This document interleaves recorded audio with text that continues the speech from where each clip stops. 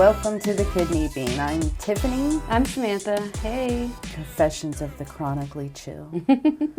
You are chronically chill. I try to be. But the confessions part sometimes I laugh at because I'm like, it sounds like it's going to be secretive. Well, you've spilled all your secrets here. I have. And actually, did I ever even give Amy Murray the credit for that part of that title? I knew I wanted it to be chronically chill with the, the CH, that little play on words, because I'm a writer. I love that. But Amy Murray, who is a kidney care advocate, one of the main ones who I work with. Did I meet her when I was there in Fayetteville? You did not. She wasn't there. I don't know why Amy didn't go to Fayetteville. I thought she was going to, but you met her 18 years ago. She was at I remember that. The education, the education for dialysis, which I didn't remember ever. But she remembered you.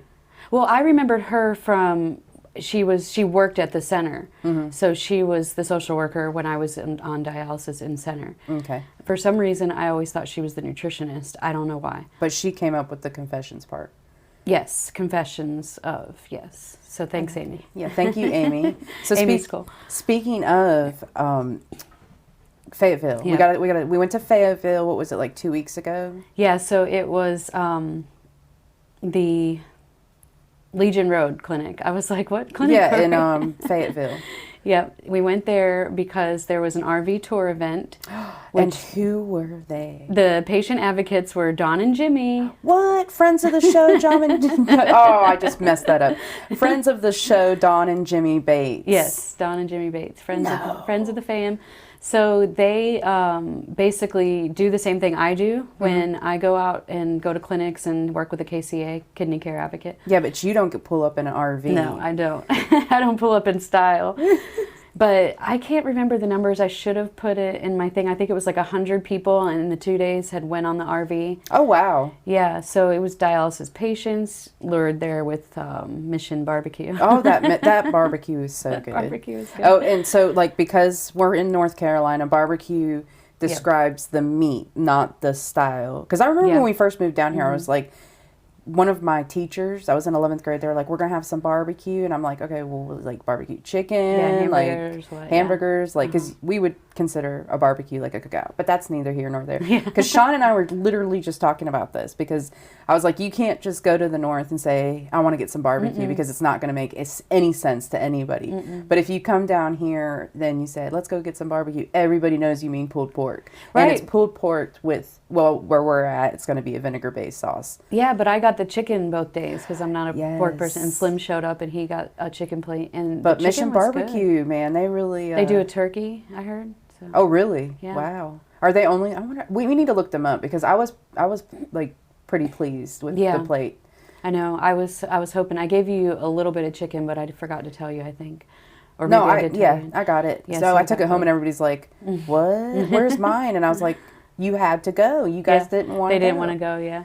But, so, I mean, it wasn't super, like, kid-friendly. No, it wasn't. But I'm glad that I went because we had them on the podcast, and it was so nice to meet them in person. And then I think I came at the perfect time, actually, because if I would have come at a different time, there could have been patients trying to go in and out of the RV. So I came kind of when they were wrapping everything up, and they had, like, almost an hour to sit and chill with us, and we all kind of... Yeah, that was cool. Because, everybody had already left around 4, and they had a meeting at 5, so between 4 and 5, we were able to hang out in the RV, and, it flew by, though, because they're so awesome to talk to. Like, I could talk to them forever. Yeah, and I told them about so I will say that they're... Like, I thought it would be cool to go in an RV like they do, but their schedule is bonkers. Like, I got exhausted them telling me all the places that they're going, and they have a map on their refrigerator, or not a refrigerator because they have pins in it, and they couldn't do that if it was a refrigerator. But they have pins on everywhere that they've been. Just a corkboard that they put or something, up? yeah. But they have a map of the U.S. on it. And they have pins everywhere that they've been. And then I'm thinking about all the places they're going to go. And they're like, yeah, we're going to try and get to Asheville tonight. And that's like 5 hours away. And I'd be done after that. But Yeah, I they don't did know. the events and then drove. Yeah, that's and we're cool. in Nashville, Tennessee, like the next day. Yeah, that's crazy to me. Yeah, Asheville then Nashville. Asheville, then Nashville. But that drive is forever. Then they went down to, I think, Alabama. Don't quote me on that, but somewhere in that area. But still, just hopping everywhere. And then, like, it makes me tired just thinking about it. Like, I told them, I was like, I'm going to Philly, and I'm already like, that's a 6-hour drive, Yeah. and I'm not looking forward to it. Yeah.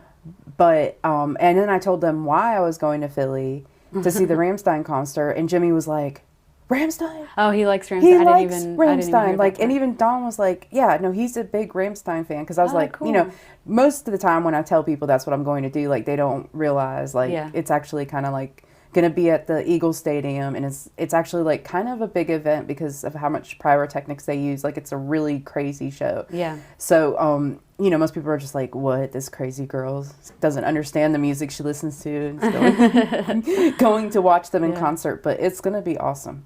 Like, No, I think it's going to be awesome. I know a lot of people who listen to like music in a foreign language to them. Like Slim does sometimes. Like some of the West African artists are, you know, in Well, and speaking all in over the French. world, like, people that don't speak English listen to English music. Like, Right. Oh yeah. True. Yeah. Yeah. Because when I was in Germany, I was like so stupid. I said, "Do they have any like American music?" They were like, "No, there's no American music here." We were gonna go sing karaoke, and I was like, "Oh gosh, what if it's all in German?" It was probably a lot of Michael no, Jackson. it was they play the same stuff we did. Yeah.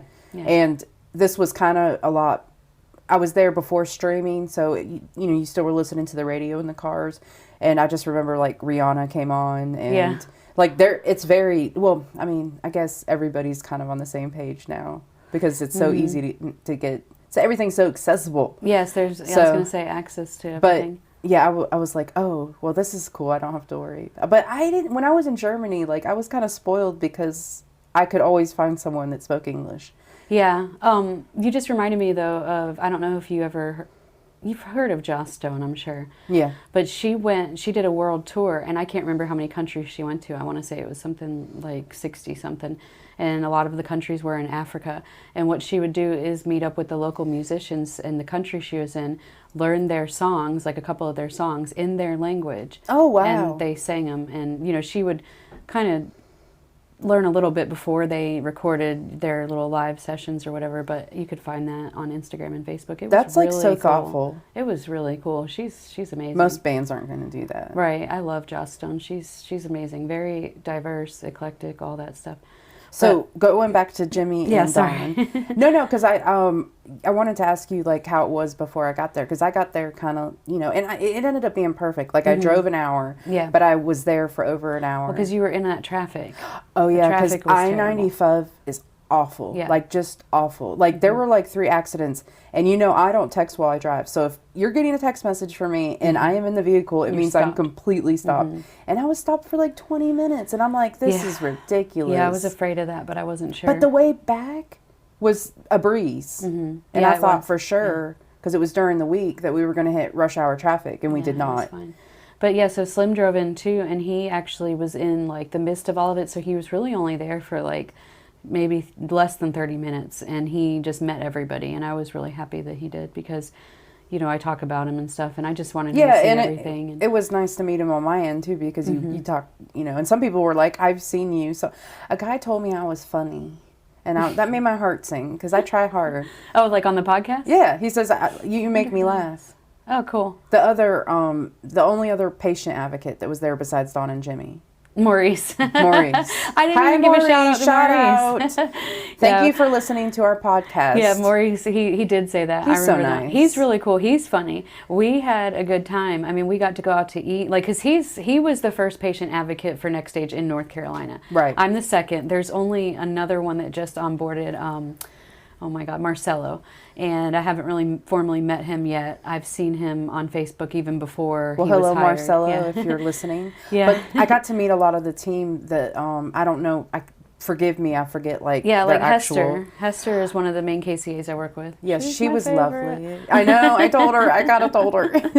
Not that you don't not like that I working with don't anyone like- else, yeah. but you know, Yeah. sometimes you just like we have our favorite social worker, and Yeah, we both true. have the same favorite. True, social I saw worker. her in court on I just Wednesday. I called She's her to awesome. talk about our case, and then I was like, okay, now that that's done, I need advice for me for my kids. yeah. because you know, I new territory. Yeah. I won't get into it on here, obviously, but you Yeah. know, my point is I ask her for advice in my Yeah. own life. I'm like, Yeah, she's the one, man. She's seen it all. I mean, she got on the stand, Deborah Ellis. She got on the stand on Wednesday for our case, and I won't get into the details, but she made it happen, I think. I mean, Yeah. the social worker who's on there now, Miss Deetha, she also was on the stand, but Deborah's testimony was just, I think, what sealed the deal. But Yeah, we what love we were hoping Deborah. for. She's just so invested. Like, she's and I've been fortunate that I've worked with a lot of really good social workers from Johnston County. I've not had any issues. But yeah, Deborah's a standout. Whenever you name her to anybody, oh, I love Deborah. Yeah, and I'm wondering if maybe that's, well, no, because Amy's a social worker too. I was going to say, wonder if that's why I click with Hester the way that I do, because she used to be a social worker, but I feel like she used to do everything because she knows everyone everywhere we go. Well, like in the Fayetteville area. So that was Esther that you worked with, and then who? Hester, with an Hester. H. I'm sorry. Forgive me, Hester. You know what that reminds me of? Have you ever seen Eddie Izzard? Oh yeah. When he says, you say herbs, and we say herbs because there's a blank H in it. Yeah. I used to love that I line. love that line. Yeah, that's but funny. anyway, so who else did I meet?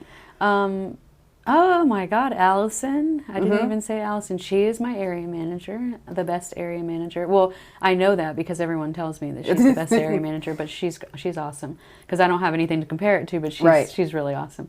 That's what I was going to say. Maurice and I got to go have dinner with her. And this is something that he is used to doing. Like he's gotten all the, get to go travel, wine and dine, they book your hotel for you, all that stuff. I never really got to do that, except for Charlotte. I did get to go stay in a hotel, but Allison tries to make sure that you get what you need and you're comfortable. And she is a lot of fun and she gets it done. She actually did most of it. Like she did most of the event. I got that feeling. I was like, that's the one in charge, I think. Yeah, she made it happen, and I'm grateful for her. Like, we had a good time, and it was effective. It was very productive in what we wanted to do as far as 100 people. Yeah, and that's not just patients. That's some family members, some staff members, us. But that's planting the seed. I wonder how many, because I think they said they had like 16 people to call or something, like that wanted an actual phone call about it. I wonder how many of them like stand up. I know, and that's what we're working on is follow up. Allison's been working on that as well for That'd us be cool.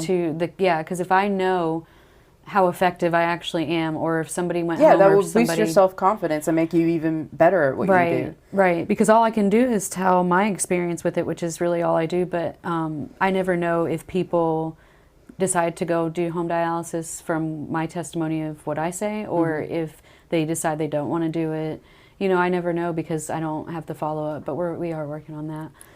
So yeah, Fayetteville was a success in my book. I mean, yeah. I think Well, most they of said us- too, but they probably say that about it. They're like superstars. They're like, every concert's, this is the best concert, you best people ever. Well, they're just making memories. I think they're back home in Iowa now, but they did say that they didn't want to go straight home. They went to a campsite. Really? Yeah, and they were just going to have their family, I guess, because they wanted to see their grandkids is really why they went back. But they probably would have kept on going to California if they didn't have grandkids. I know they're flying to California.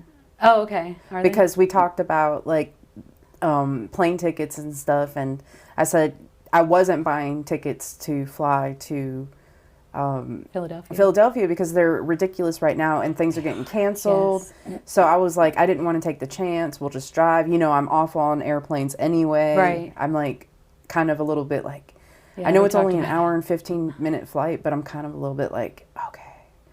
Yeah. Because I hate flying, I hate it. But anyway, they're flying. Yeah. But I reassured them they're not flying during the summer. So hopefully they're not overbooked and understaffed at that time. Slim is going to Gambia August 11th. So soon. I hope he doesn't. And he's only got 10 days, so like he doesn't have time to be waiting around in an airport for 2 days. Oh my gosh, oof. Yeah, him and his aunt Safi are flying, and they're gonna go for the 40-day, 40-night memorial thing for his father. Yeah. Yeah. I don't know, because when you were saying the hour-and-a-half flight, I'm thinking about it like, ooh, I could just do that. That's a breeze. But I used to be fine at driving. Mm-hmm. And I'm not anymore, especially when you're going up 77, I think it is, where it's mountain, like you're in I'm not having to go that way. You're kind of going, okay, yeah. When I would go to Ohio. But I do have to go through D.C. Yeah, that's kind of, cringe. It's super cringe. And then... only if it's like during the day. If it was at night, then... Well, so we're leaving on a Sunday and we're coming back on a Thursday. What I'm hoping is that once we leave around 11 in the morning, by the time we're hitting D.C., like, it should be hopefully okay on Thursday. But we're going up on a Sunday, so I'm hoping... But I'm hoping, and it's probably just, it's always busy. It's like I-95. It doesn't matter what time you go. It's going to just be like... Mm-hmm. So my thing is I'll drive like the first half, and then once we get kind of close to those areas, I'll let Sean drive. Because I don't think I can do it. Whenever we were coming back from the mountains on like those windy roads. I hated that. I was supposed to be driving because Slim drove there, and it's like we do like a half and half thing, like you were saying. And I had to stop. I was so paranoid. I was so stressed. I don't like driving in the mountains. We have baby mountains. Yeah, could you imagine if we lived near the Rocky Mountains? Right. It never bothered me before when I used to drive up and back from Youngstown, Ohio, by myself. And this time when we're coming back from Boone, and I was just like, I'm so sorry, I can't do this. Like semis are flying past you, and you're like, they're going to tip over, and you're just. It's like you're going in a circle, and I was just like, and normally I'm a one-hand driver. Like I cannot feel comfortable with two hands, but I was gripping. I'm comfortable with driving, but I still, because I have anxiety, I get nervous about like everything. So I can do it. It's just, Sean's actually a much better driver than me. Yeah. Like he's just kind of calm. He stays pretty calm. I feel like we're still getting into the mental health, and I feel like our guest is kind of still in that, so it's a good segue maybe. It's a good segue? Okay, well, let me talk about one more thing, and then we can talk about... I forgot. I know. So you're going to come over after we record this, right? Yes. Okay. Are you going to hold the bearded dragon? I don't think I can. You can. Maybe, like, not on my skin. No, you don't do it on your skin anyway. You don't do it on your skin. No. Okay, so we did get a bearded dragon. We acquired a bearded dragon. And the name that everybody picked was Ash. And, he's pretty cool. I like him a lot more than I thought I was going to. Because, you can just let him run around the house during the day. Why didn't you guys like his old name?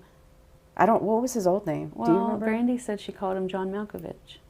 Yeah, but that was Brandy's name for him. That was it. not the original name. I can't even remember. I wanted Toki from Metalocalypse. Oh, okay. But I got outvoted, and Ash. Toki's cute. Emma came up with Ash, and we all agreed that Ash was fine. Anya came up with Phoenix. I like that for a dragon. Yeah, and then Sean came up with some Magic the Gathering dragon card, probably. But Emma's one. Yeah, Emma's one, and yeah, he kind of looks like an Ash. Whatever, it sounds cool. John Malkovich. But John Malkovich was not on the table because I forgot that John Malkovich was on the table. She told me what the original name was, and I forget. But she said did she say why she called it John Malkovich? She did, but I don't really remember. Oh, or she kind of just laughed about it and then said something, but I don't think it was really why. Now I'm gonna call him that. Yeah, I like it. I'm totally gonna call him that. Especially with that eye, then he's always. I wonder if that's why. Because I don't know. When they're looking at you, it does look like they're like. Did you know they have a third eye? No. Yeah. Well, it's more of a sensory. It sits right in the middle of their head, and it lets them know if they can see a shadow, that something might be there. Trying to eat them, like birds. Okay, cool. So it's like an evolution. They can't see through it, but they can see or sense shadows or things flying above, and then they'll turn their head and look. Mm-hmm. So it's so funny. That makes sense. I found out that cats have third eyelids, but people, kind of mistakenly call it a third eye.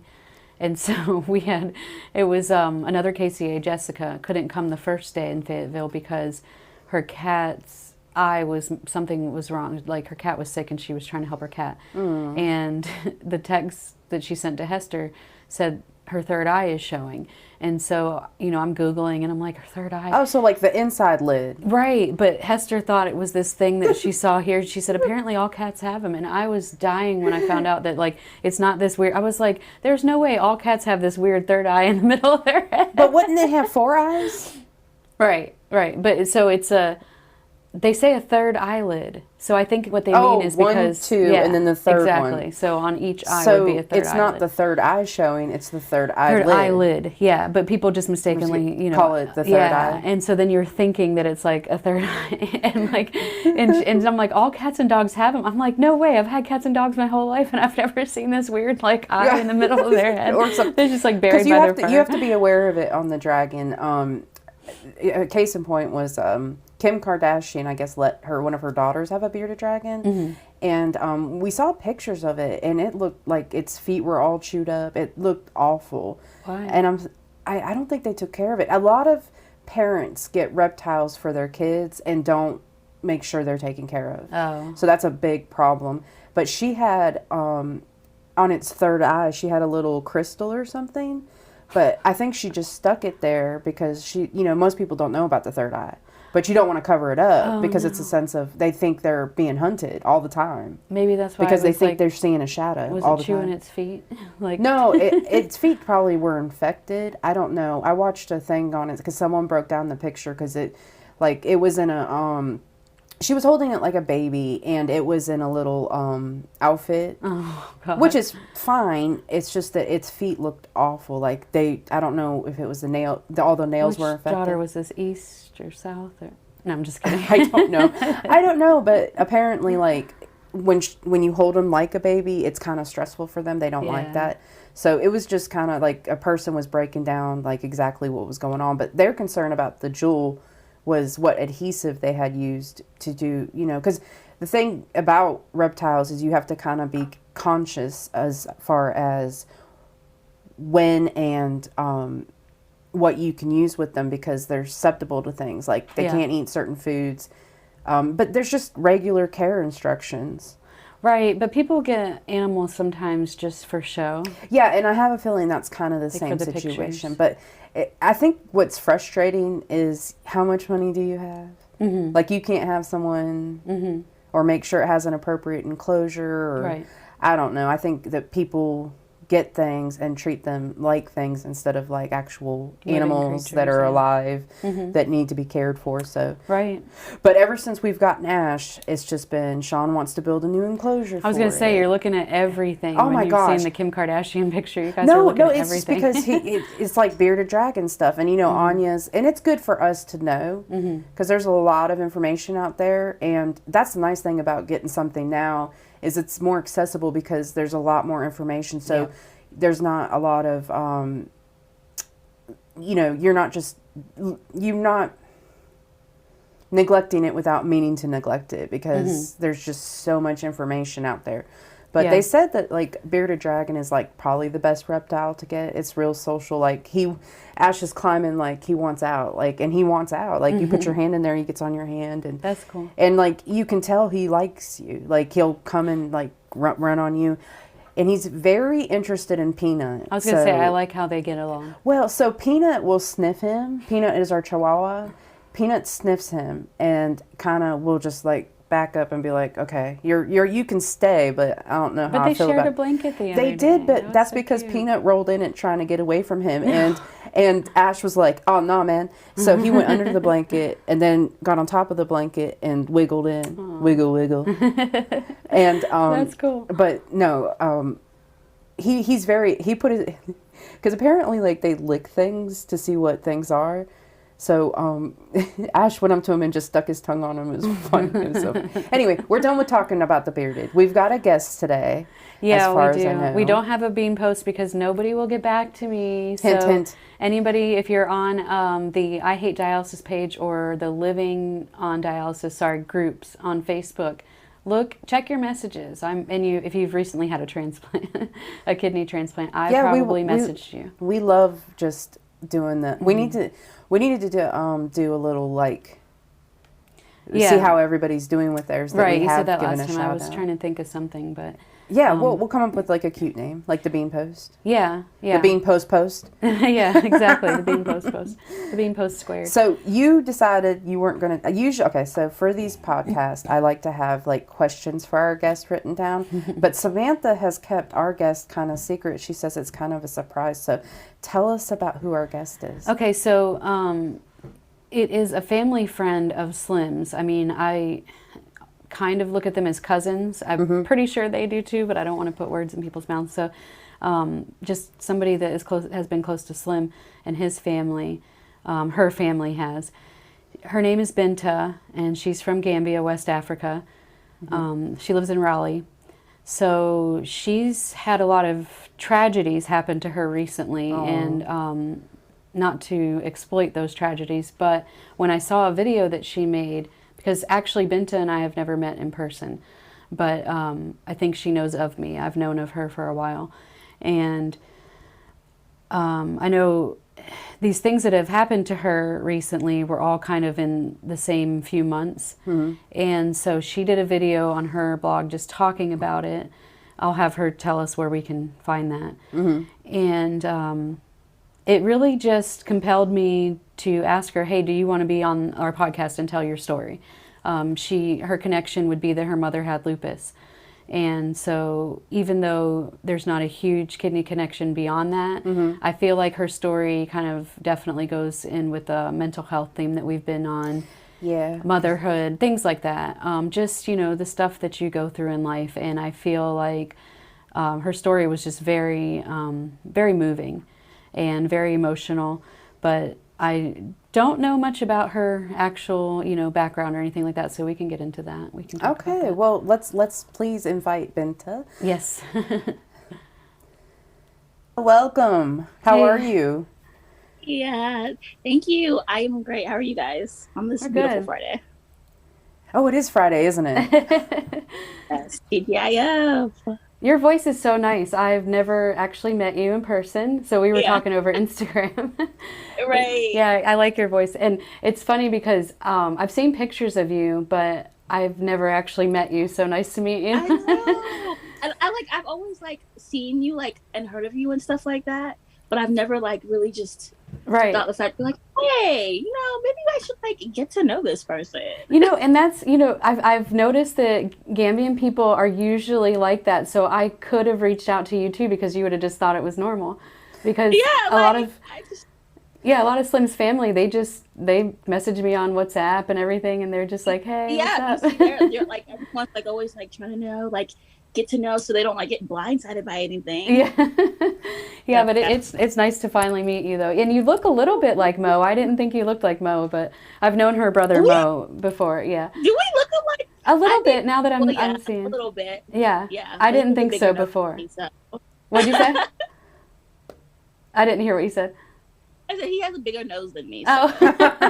But I'm his favorite sibling. So. How many siblings do you have? Yeah. There's 6 of us. I thought wow. So I'm number 3.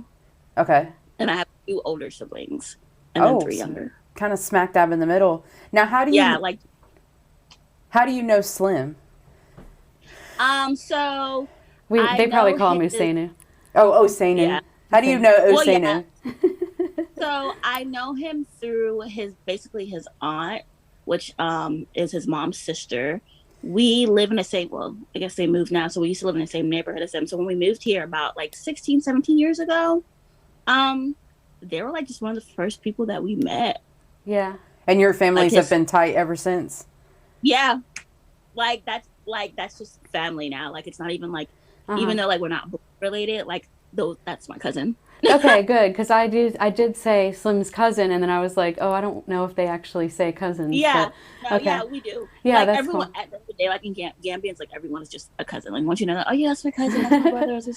But it's so wild that you met in Raleigh. Raleigh. That's crazy. Yeah. That was not planned?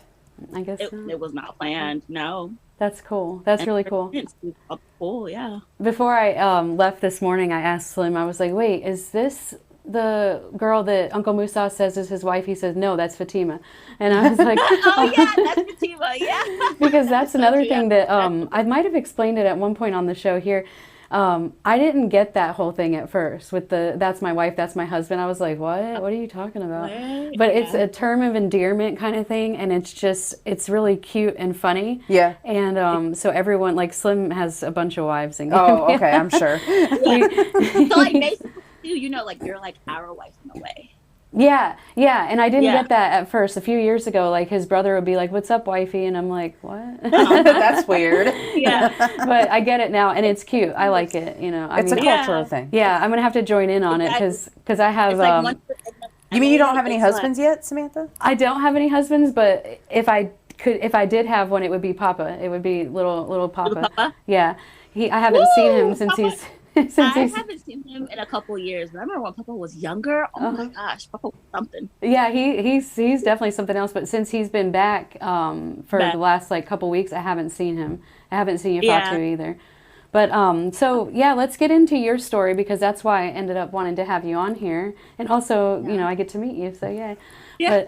But I want to, and I'm sorry because it's going to be emotional, but I did a little warning earlier about how you've had a few tragedies happen to you, like in the last, or they were really close together and just within a couple months. And I think the first one that you talked about was with your dad having to have part of his arm amputated. And so that happened you can go ahead, I'll let you start. So, May 3rd, which is my sister's birthday. Oh, wow. May 3rd. It was just Sorry, she said that we have a we have a nephew that has his birthday, and when he was younger, he used to say, "My birthday's May 3rd." May 3rd. May 3rd. Oh, I hope he says it good now. He does. Yeah, no, he's like 21 almost, now. Yeah. Oh my gosh, he's so old. That's so embarrassing. You guys still say that. I can't help it. Like that's how I remember his birthday. Yeah. Yeah. So anyway, May 3rd. So, May 3rd. It was just a normal day, I was coming home from my internship at the time. And I get this call from my brother-in-law, and he's like, "Hey, have you heard from Dad?" And I'm like, "No, I don't really call my dad up on a regular." But I was like, "I'm about to go home. Is he home yet?" He's like, "No, your dad was in an accident." I was like, "Oh, okay, just normal." I was like, car accident. That's didn't think of anything of it. And he was like, "Yeah," and they said that his arm was fractured. I was like, "Oh man, fractured." So he's like, "Yeah." He's like, "But call the officer so we can see, what's going on." I was like, okay. So and my little brother's sitting with me. So I called the officer and he's like, "Yeah, your dad was in a terrible accident." And I was like, "What do you mean?" He was like, "Well, his arm was about almost amputated, to be honest." I was like, almost. No, you heard fractured. Right. So I'm hearing fractured and I'm just like, but then I'm hearing now, I'm like talking to the trooper and he's like, "I wasn't there, but your dad's arm is almost amputated." And I'm like, "Oh, okay, well, where is he? Like, what's going on?" This happened in Gastonia. They're like, they're about to airlift him to Charlotte, so that's their biggest trauma center. I was like, okay, well, I'm on the way home. I'm gonna, figure it out. So then I get home. My brother-in-law does not want to tell my mom. He does not know how to tell my mom.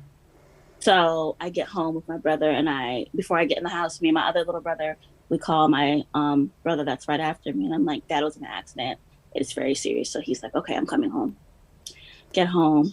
Then I guess my brother-in-law gets the guts to call my mom and starts it. But then I'm like, "Mom, just hang up." So I talk to my mom and I'm like, "Dad was in a terrible accident and I don't know, but he's being airlifted." That's all I said to her. Then later on, in the next couple of minutes, I said, "Well, they said his arm was almost amputated." So then everyone's running around the house. It's like, okay, we gotta go because Charlotte's 3 hours away. So we go, fast forward to we're on the way, and my sister's best friend's husband is a doctor at the hospital that my dad was getting airlifted to. Wow. Oh, wow. Yeah, so it worked out that he was there trying to find out things because, as soon as you get there, they don't have time to put everything in the system. So when I called them, I was like, "You guys have him in the system? I just want to let him know, like, his family's coming. We guys to let him know." And they're like, "No, he's not in the system yet, so we don't know who you're talking about." I was like, "Oh my gosh, are we getting to run around?" So then when we're like almost 30 minutes away, Kareem, which is my sister's friend's husband, called and he's like, "Yeah, so he's in surgery right now." And I'm like, "Okay, great." And I'm the type of person, like, I just want to know things. Like, I don't have time to wait. When it comes to things that I just tell me flat out. Like, don't. Yeah, don't sugarcoat it. Right. So I put my phone's in my ear, and he's like, okay, well, can anybody hear you? I said, no. He was like, okay, what did the doctor tell you? I was like, well, the trooper told me that his arm was almost amputated. And he was like, okay. He was like, well, your dad's arm was amputated at the scene. Oh. Like, completely amputated. Right. So I'm on the phone. I'm like, okay. You know, just trying to be as calm as possible. I'm like, okay. Did they tell you at that point at where it was amputated at, or they just said it was amputated? No. So he just said it was amputated. Okay. He didn't tell me, like, what was amputated, but I assumed...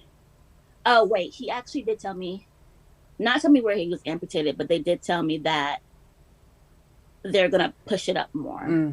Because apparently it was amputated, like, about here. Just below the elbow? It's... Right, but now it's above the elbow. I guess it was severely damaged, apparently. So I hang up the phone. I'm like, okay, we're like 30 minutes out. I hang up the phone. I wake up my two brothers, and my mom's in the back in the car. I'm like, okay, so we're almost there. I'm just going to let you guys know right now, Dad's arm was amputated. Wow. And then my mom, amputated, and she just starts bawling. I'm like, yeah, but you know, it's okay. He's alive. He's the one that signed all his consent forms. He talked to them all the way up until he got to the hospital. Like, all of that. Like, he was conscious enough. So we get there. We see Kareem, and we're just standing there waiting for him to get out of recovery.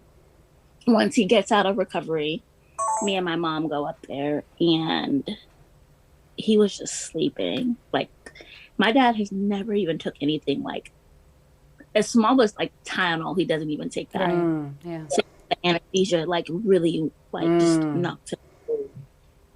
So we stand there, and then like about maybe 5 minutes in, his eyes are closed, and then he just opens it and smiles. And my mom's just crying, and I'm looking like, is this guy okay? Like, what is there to smile about? And then we just kind of like tears just start dropping. Aww. And he's just like, guys, it's okay.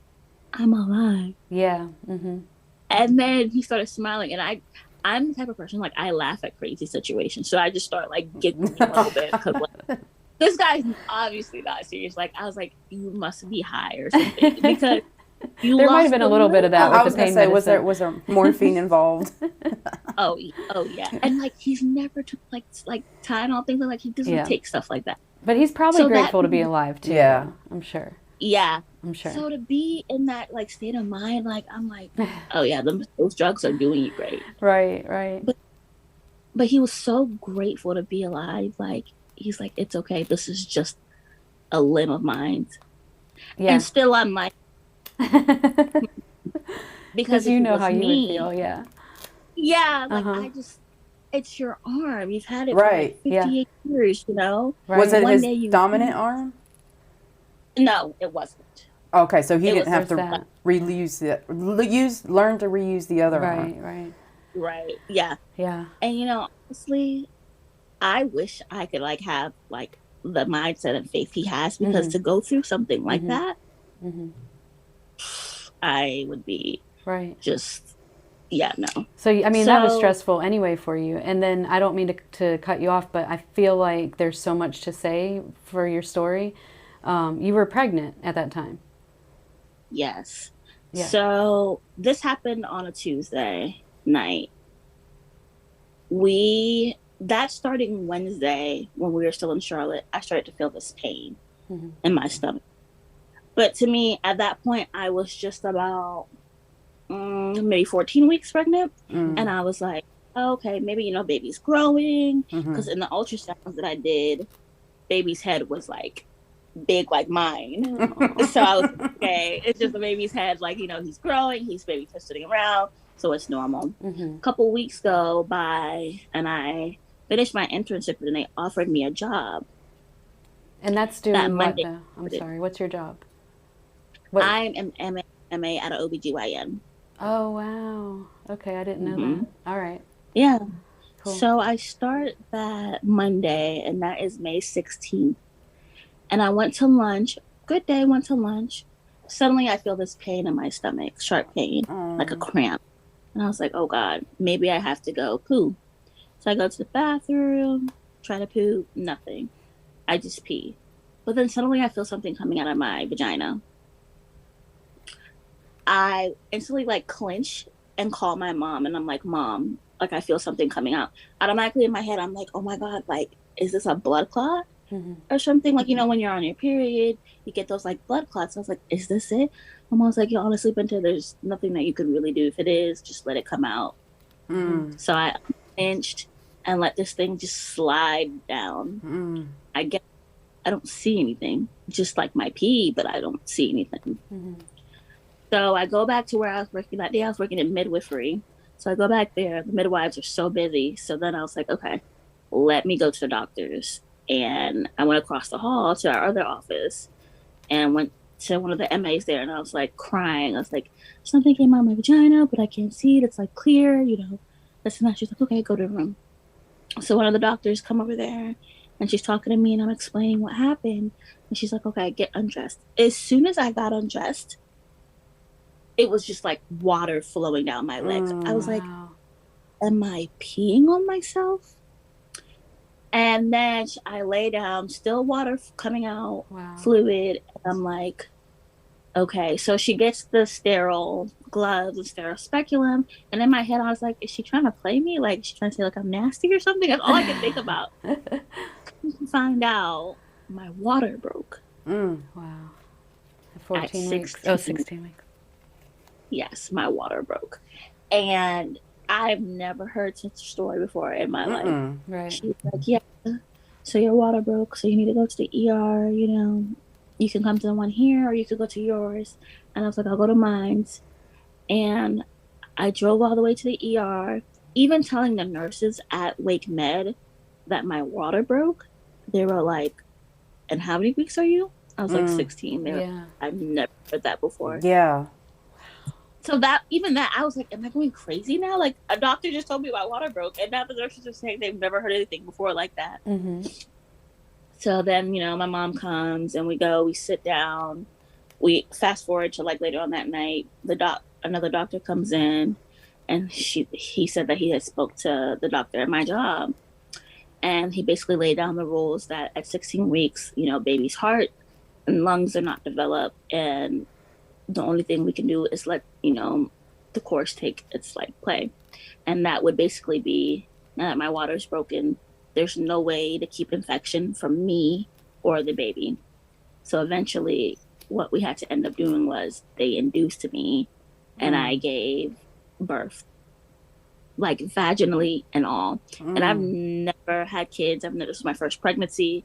So to hear something like that, you're going to give birth and you're not taking a baby home, that really broke me. Yeah. Wow. My mom being there, she was like, this is just the way it has to be because you don't want to risk infection. Yeah. And I was like, yeah, true. But I never thought I'd be the person to be like, don't, like, I want to keep this baby. Yeah. But there was no way. Later on that night, around 7, I got an ultrasound and baby's heartbeat was perfect. Oh, gosh. He was great. 10 o'clock, they induced me. By 1, I literally turned over. My mom had just came in the room and I turned over and just did one push and he came out. Oh. And the nurse was like, you want to see him? And I was like, yeah. And I saw him and I couldn't handle it. I was like, just give me time.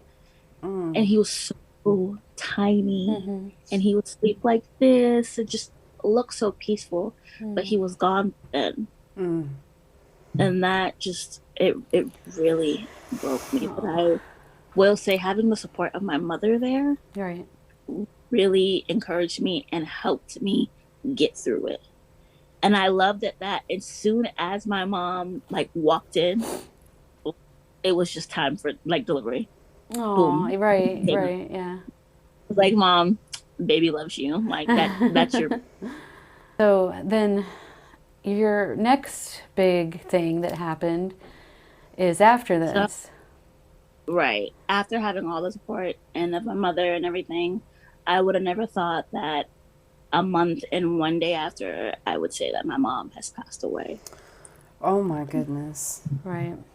Literally, we were in Pennsylvania on this great Saturday.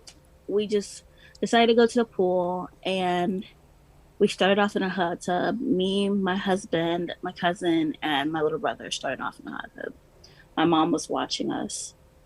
And I said, "Oh my gosh, Mom, this hot tub feels so great." It was really hot, but I was like, "Mom, it feels great. You should come in." And she was like, "Really?" I was like, "Yeah." She comes in, she's like, "Woof, it's hot." I was like, "Yeah." So we sit in there. I got really hot to where I got out the hot tub and went inside the pool. Pool was freezing. And my mom was like watching me struggle to get inside the pool. She's like, "You want me to do it with you?" I was like, "Yeah, come on." So she comes in there. And she's like, "Ooh, it's cold." I was like, "Yeah." So after a while, we got used to it. She was sitting on the stairs, splashing water on me with my brother. And another family walks in, and she gets up and walks over to the hot tub. And she's 2 steps in, and she just collapses into the hot tub. My little brother goes jumping in, Mom, and then my husband goes, and then I go. We tried to get her out. It took a while, but we got her out. She immediately started CPR. And then she started, which I thought she started breathing. She was doing, and I was like, "Okay, great, she's breathing. Let me call 911. Couldn't call 911. So I had to pull the fire alarm. Come back, nothing. She looks unconscious. Finally, EMS gets there, which felt like years, but I'm pretty sure it was pretty fast enough. They get there, they're trying and trying and trying. And I'm asking, "What hospital are we going to?" They're like, "Hold up, it depends." They finally tell us the hospital. We get there. They get there. We got there before them. And we're sitting in the ED room, in the family room. And I'm like telling other people, my mom's on a lot of medication because she has lupus. She's on a lot of medication. I need to tell them her medication list. I don't want them to do something wrong. She's like, "They're coming in soon." So when the ED doctor comes in with the nurse, I'm like, "Okay, great. I can tell them. I have terrible news. Your mom was pronounced dead." Wow. Just tears start dropping. And there was like at least 7 of us in the room. Tears start dropping. Nothing made sense at all. I mean, my mom's had lupus for over 5 years now. Wow. I would say in the past 2 years, her lupus has gotten the best of her. Just because her joints always hurt, but they just got worse. She had developed myositis. She had a lot of water, like fluid in her heart. She had a lot of fluid all over. Did they say body. that she was headed toward dialysis at all? Like were her kidneys fine or okay? No, she did have to do like a little. Last year, she had a minor heart attack in the hospital, but it was so minor that it was kind of something that we didn't go to the cardiologist as much for it. It was okay. She was drinking her pills on her water pills. They ruled it out as a heart attack. And every night I play this in my head. So when I went to the gym, I realized that when you go into a hot tub and you have underlying conditions, you shouldn't be in there. Therefore, you shouldn't even be trying to go from hot to cold back to hot.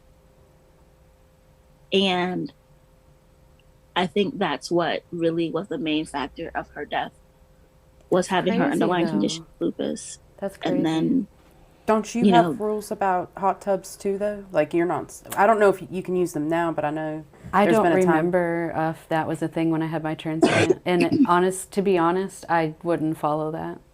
Like, so you would have went in the hot tub? I've been in hot tubs and then in pools, and I've been. I mean, because I remember one time you said, "No, I can't get in the hot tub. I'm not allowed." So that was probably like just a couple of months out after the transplant. Okay. And when you get where you're like 6 months, a year, whatever. I don't know the exact timelines, but you get to a point where it's fine. It's a little less of a risk. Now, if I probably didn't get in when I probably had a dialysis catheter. Maybe I wasn't using the transplant. I might have had a dialysis catheter, and then no, you're not supposed to be like in hot tubs because of the risk of infection. So I would follow that.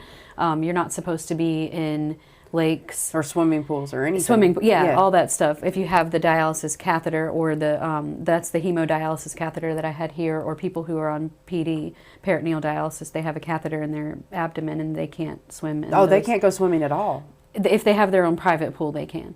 Like a private or family pool, but not a public pool.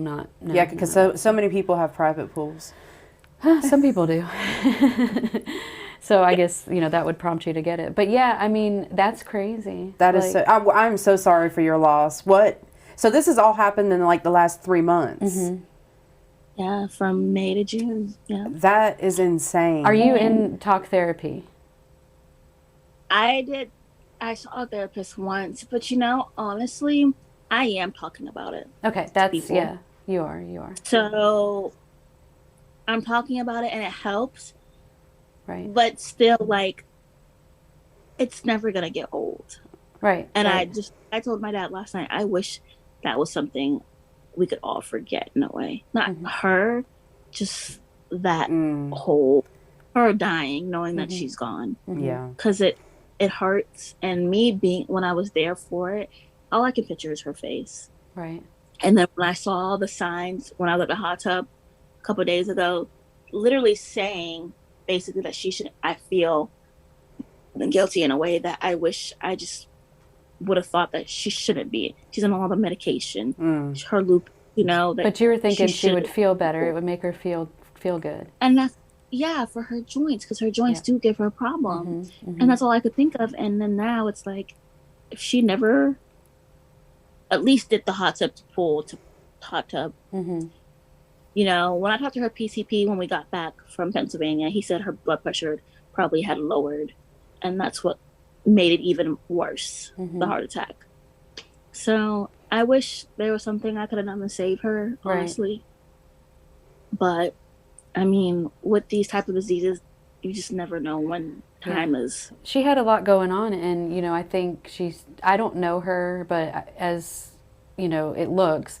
She was the matriarch of your family and, kind of kept everything together. And I think she's probably the type of person who didn't let you know how bad it was, And she would. Yeah, she would still fight through anything. My mom always is cooking. She's always doing things for herself. And she's 54.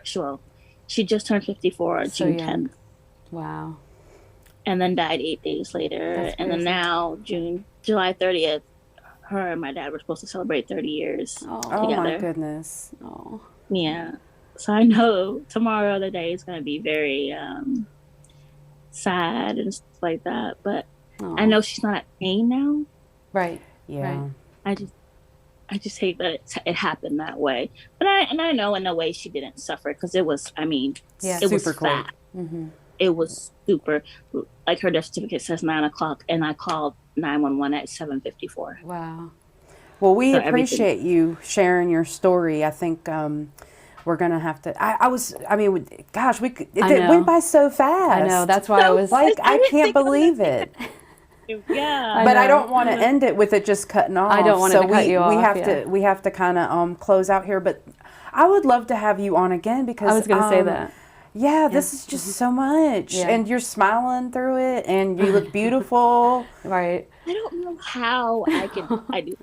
I don't know. I wish I did. It's like one day at a time, I think, It's like everything else. Like you don't even have time really even to process it. You have to process it in little itty bitties. But we appreciate you coming on and we want to have you back on. We are just out of time and we can't just... And there it goes. Oh, man. So thank you, Binta, for being on. Oh my gosh, it just flew by. I know. Fast. We have to have her on again. We are going to have like a follow-up to see how she's doing in a little bit because that is a lot.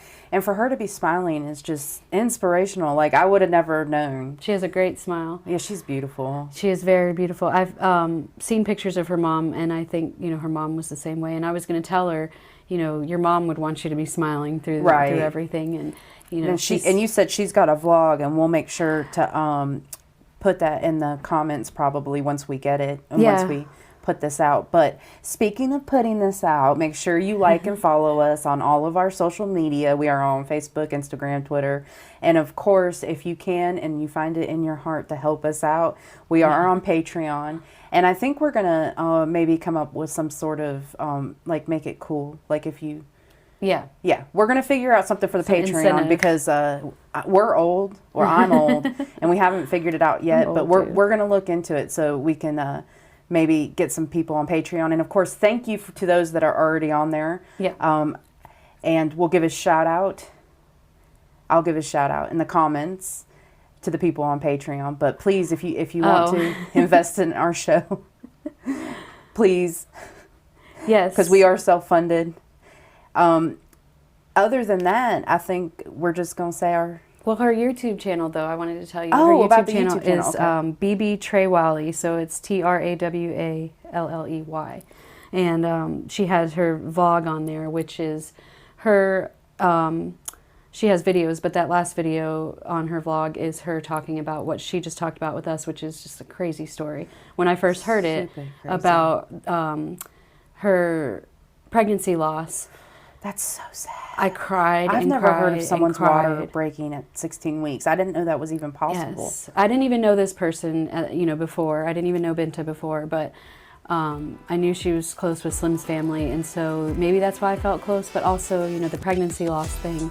When I heard that story, the way that she told it on her vlog, I mean, I cried for a long time, and just bawling, and it was so surreal because I didn't expect that. Like Slim was just watching the video of his cousin, and we're like just talking, and all of a sudden she's saying that, and I said, "Why didn't you warn me?" He said, "I didn't know."